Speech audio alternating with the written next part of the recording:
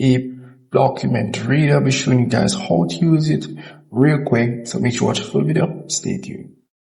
Here, this is the home screen of the application, and at the top you can pretty much see the sections. So you have the PDF, Word, Excel, and PPT. So here in the all section you can see all the documents, whether it be zip, all documents, guys.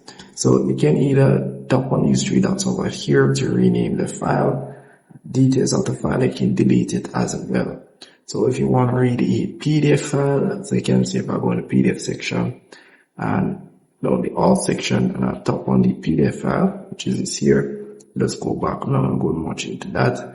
Once I've selected that, it will pretty much show in the recent section, and I've recently opened this up, this PDF file. And in the favorite section, I can just tap on this here, this favorite icon down here where it says favorite. You will pretty much see it over here as well. For the more option, nothing much more than you can merge two PDF documents, or if there's an image, you can turn that image into a PDF file.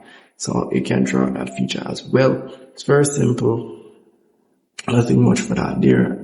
As you can see, quite a lot of documents you can read, but all of them will be shown in the all section. You can either go ahead and search it.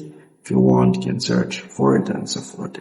But as I said, this application does come with a lot of ads. They don't get any subscription to remove these ads, so you do keep in mind. So you will experience some ads when using this application.